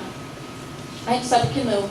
Então, e a outra questão é que a gente também preza pela colaboração e integração dos sujeitos, do sujeito professor na escola, na mesma forma que a situação de estudo. Então, o sentar junto e o planejar junto na escola é muito importante para o professor. Aí que ele percebe que na verdade, ele acaba se constituindo como professor quando ele senta com o colega e discute sobre uma determinada situação. Bom dia, professora Sônia, do Rio Grande do Sul. A gente tem assistido, acho que esse debate não é de hoje, um esgotamento do modelo das licenciaturas, dos modelos de formação que a gente tem. Vocês trouxeram aqui experiências que se caracterizam, inovações, então o meu questionamento para vocês com toda essa discussão e o que a gente tem assistido, o PIBID vem muito nessa direção, né? Agora, se a gente lê o relatório da avaliação do PIBID, a avaliação externa que foi feita, vai sinalizando isso, né, de que a gente precisa pensar em outros modelos de formação. Então, trazendo um pouco essa perspectiva de um outro paradigma que não seja só da disciplinaridade, como é que formar nessa nova perspectiva? Porque que vocês trouxeram de alguma forma experiências que são inovações e essa perspectiva de que a interdisciplinaridade tem que respeitar a especificidade de cada área de conhecimento. Mas o quanto a gente está como nação inovando nessa direção e como formar no sentido de a gente superar esse esgotamento, esse discurso da crise, da formação é muito antigo, né? Eu acho que o PIBID deixa isso agora muito mais evidente.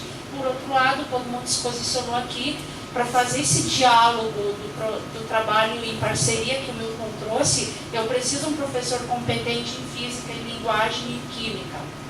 Como a formação no Brasil se coloca diante dessas questões, na opinião de vocês?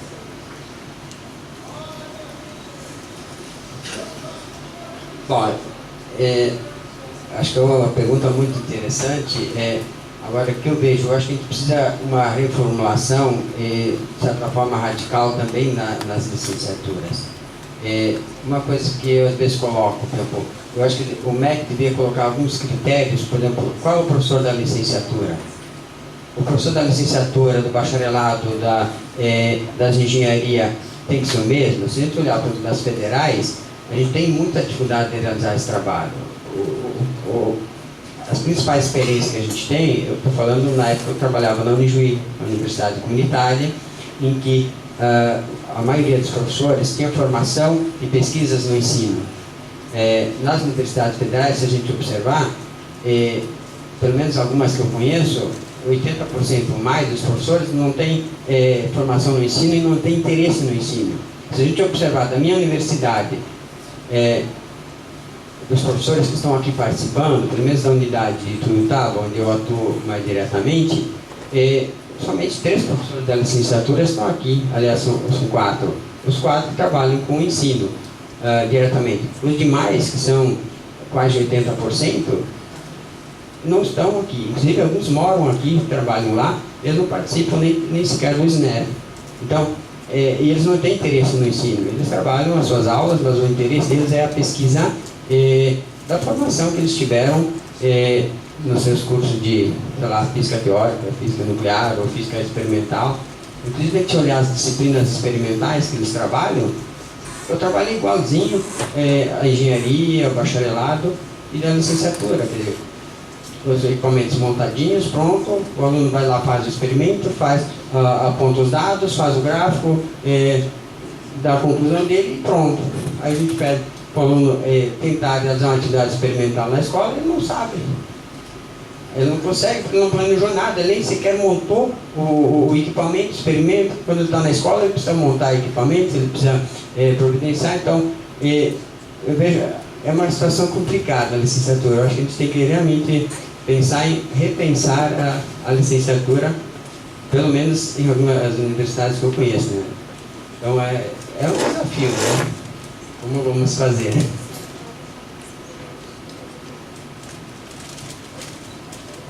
Já vocês devem ter visto no dia de ontem uma fala sobre licenciaturas interdisciplinares, né?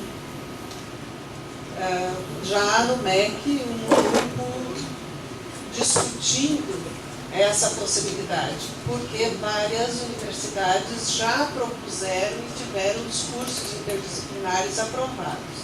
Então, tem interdisciplinaridade de vários modos, desde aquela que faz interdisciplinaridade em Química e Física, é um curso só. Então, vai sair o profissional de Química e Física. Até aquelas que a universidade toda é interdisciplinar. Principalmente as novas, não é? Aquelas que foram criadas agora, tem mais possibilidade de ousar, fazer por ciclos. Tem, inclusive, o bacharelado interdisciplinar. São os 2, 3 primeiros anos e depois o aluno vai escolher se ele quer, inclusive, seguir um outro curso. Ou um curso que aquele bacharelado lhe dá a possibilidade. Ele pode ficar só com bacharelado, que não lhe dá um diploma profissional, mas uma formação em nível superior. Isso já existe no Brasil. Perguntaste em termos de Brasil, né? Então, isso já existe no Brasil, né? E a gente conheceu uma situação agora, em termos de formação de professores, em Portugal, em que a licenciatura tem 3 anos, mas é política do país, mais 2 anos de mestrado profissional. Se ele não tem os 2 anos, ele pode fazer os 3 primeiros anos e ir para outro campo de trabalho. Mas se ele quiser lecionar, ele faz mais 2 anos e ele precisa ter o mestrado para ser professor. E é interessante essa ideia. Para os anos iniciais a gente viu isso muito fortemente lá, não é? Que seriam os 2 ciclos. O primeiro ciclo não tem essa denominação, mas seria um ciclo superior seguido da pós-graduação profissional, né? E talvez possa ser uma saída para a gente ter uma qualidade mais interessante, não é? Na formação dos nossos professores. Só que nós temos um outro problema, que são as condições de trabalho. O professor Milton tocou nisso há pouco. Quer dizer, o professor que vai durante o dia para 2, 3, às vezes até 4 escolas para cumprir a sua carga horária, não é humano isso. Tem que ser professor da escola, para que ele conheça as questões da comunidade, para que ele interaja e possa remeter os alunos a interagirem com a comunidade, a fazer entrevistas com moradores, etc., etc., e em função dos projetos de investigação que eles estão fazendo. Porque senão quem se ocupa assim? Quem consegue lidar com essa complexidade tamanha, tendo que lutar tanto pela subsistência, não é? Se deslocando. Alguns lugares apelidam os professores ônibus, não é? Porque vivem mais dentro do ônibus do que de outro modo. Só para complementar, uma das apostas que eu venho fazendo nessa questão da formação dos professores é justamente no mestrado profissional em ensino de ciência e matemática. Aí a gente tem realmente conseguido fazer trabalhos interdisciplinares, discussões, e tem já decorrências disso nas escolas. Então, hoje é uma das maiores apostas que eu tenho. Algumas disciplinas na graduação a gente consegue fazer, o PIB, por exemplo, mas mesmo assim com muita luta, não é muito fácil. O mestrado acho que tem sido uma das saídas que eu aposto mais para esse tipo de ação. Bom, de que forma a gente pode contribuir, então, no curso de licenciatura? O que o professor Milton levanta é que seria interessante que nós, professores da licenciatura, ministrássemos as disciplinas de física dos cursos de licenciatura, né? Na minha universidade existe uma interação bem interessante entre os professores da licenciatura e o bacharelado. Essa interação ela é favorecida porque as nossas 400 horas de prática de ensino, algumas dessas horas elas são diluídas nas disciplinas específicas. Então a gente tem Física 1 lá, são 60 horas, mais 15 horas de prática de ensino. Algumas vezes funciona entre o professor do bacharelado entrar em contato com o professor da licenciatura e perguntar, olha, o que eu posso fazer nessas 15 horas? De que forma que eu posso trabalhar isso?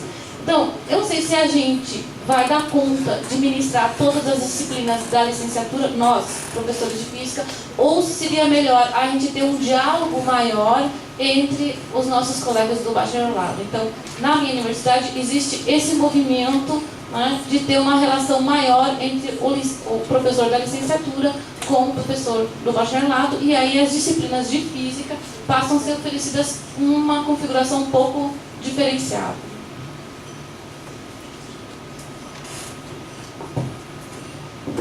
Sou Tainine, sou professora da rede estadual e aluna de mestrado da Universidade Federal de Mato Grosso do Sul. Primeiramente, gostaria de parabenizar a banca, né, por suas exposições, colocações até agora. E gostaria de fazer duas colocações. Primeira, referente, né, à discussão sobre o professor de física, né, ou o professor de uma maneira geral, que muitas vezes tem uma carga horária muito elevada, né, e como a professora colocou, né, conhecido como professor ônibus, né, é uma realidade, acredito eu, esse nível nacional, né, por conta de diversos fatores. Uma das medidas que tem sido tomada lá no Mato Grosso do Sul, através do pacto, né, fortalecimento do ensino médio, o aproveitamento dos momentos de encontro para se discutir essas questões interdisciplinares, né, e uma das últimas ações que foram realizadas no final do ano passado, no nosso último encontro, foi justamente com relação à escolha de temáticas onde a gente pudesse trabalhar nesse ano de 2015, né, os conteúdos de uma maneira mais integrada. Então foi uma das ações, né, que foi levantada, que eu acredito que já é ali um reflexo das pesquisas que têm sido desenvolvidas. Então essa primeira colocação apenas para expor, né, algo que já está acontecendo e algo positivo, que já é um resultado do pacto, né? E a segunda coisa, já trazendo para um outro foco, mais direcionado para a professora Terezinha, na fala da senhora, né, quando a senhora apresenta, né, a questão da estrutura curricular temática, né, e a senhora falou em determinado momento sobre a participação dos alunos na condução do curso ou das atividades. Eu gostaria que a senhora discorresse um pouco mais como é essa participação dos alunos dentro dessa proposta.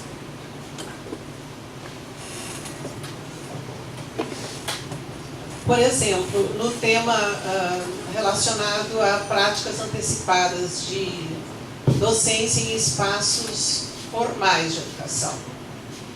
Eu comecei perguntando que tipo de escola eles conheciam, entendiam existir. E eles foram dizendo, foram lembrando de escolas que já tiveram, né? E a gente acabou listando no quadro. E a partir disso, por exemplo, escola, para usar um termo que eu coloquei há pouco, tá aqui bem, escola, educação e sustentabilidade, né? Interdisciplinaridade, tecnologia e assim por diante, não é? Então elas foram dizendo isso e depois então os grupos se organizaram para escolher que tipo de escola gostariam de estudar, investigar. Então, a partir disso, planejaram a pesquisa, indo para a escola, não só para observar, mas para perguntar a respeito da escola, para investigar como ela funciona. Então, eles são orientados a entrevistar direção, corpo técnico, até chegar ao professor e até alunos, sobre a natureza daquela escola, sobre as características daquela escola. A escola tem algum projeto acontecendo, por vezes tem escolas que receberam algum prêmio. Quem teve a iniciativa de fazer o projeto premiado? como foi que aconteceu isso. Porque eles precisam se despir, a nossa intenção, né, é que eles deixem para trás aquilo que somente viveram, mas que possam enxergar algo novo, não é? Que possam se ver também fazendo um projeto dentro da escola, também buscando um financiamento. Tu estás ao lado de alguém que tem experiências dessa natureza. O professor Sebastião faz projetos, obtém financiamento e vai avançando em termos dessa perspectiva. Então, os alunos são estimulados a essa cooperação também no sentido da iniciativa de buscar, não é? Inclusive no grupo de Parfor, que dessa mesma licenciatura, eu recebi a incumbência de trabalhar com a prática de ensino 1. E o propósito, inclusive pela legislação, é que os alunos vão para as escolas observar. Eu digo observar, né? E vamos tornar isso uma pesquisa dos alunos. E coloquei para eles, olha, a proposta escrita é esta. O que a gente quer? Não é? São professores que já têm experiência de ensino há muito tempo. Então, eles foram para as escolas, eles podiam dar 50% só da carga horária. Nenhum deles ficou com 50%, a maioria passou da carga horária normal, porque estavam interessados no que estavam fazendo. Voltavam à escola para entrevistar, para saber, por exemplo, a origem do nome da escola. Por que essa escola tem esse nome? E pegaram muitos diretores que nunca haviam pensado nisso. E que disseram, puxa vida, mas vocês vieram me perguntar, eu estou há tantos anos na escola, eu nunca pensei nisso. E conseguiram, sabe, levantar informações que não era comum ser do conhecimento da escola. Então eles passaram a ver a escola de outro modo e ajudar a escola também a se ver de outro modo. São algumas alternativas, tem várias outras que a gente pode usar, envolvendo os alunos naquilo que tu vais fazer com eles.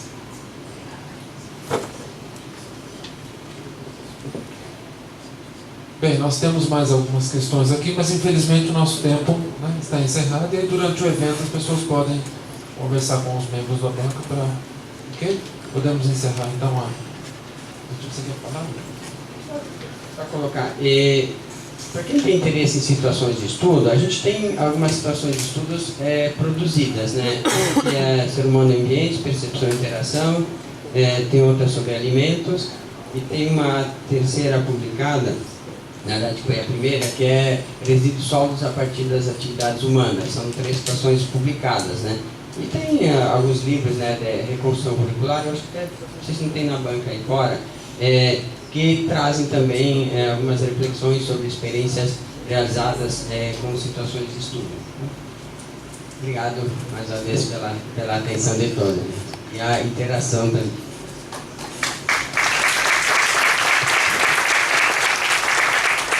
Eu gostaria de agradecer mais uma vez a oportunidade por essa interação. Obrigada. Também agradeço a oportunidade de apresentar aqui um pouco do que a gente está tentando fazer e começando a fazer. Obrigada. E pela presença também de compartilhar a mesa com a professora Terezinha e o professor Milton. Queria destacar aqui que o professor Milton foi meu professor no ensino fundamental e hoje estou aqui compartilhando uma mesa com ele, né? Aí foi meu orientador de mestrado também, né? Mas eu destaco que foi meu professor do 5º ano do ensino fundamental. Não para destacar a idade, né?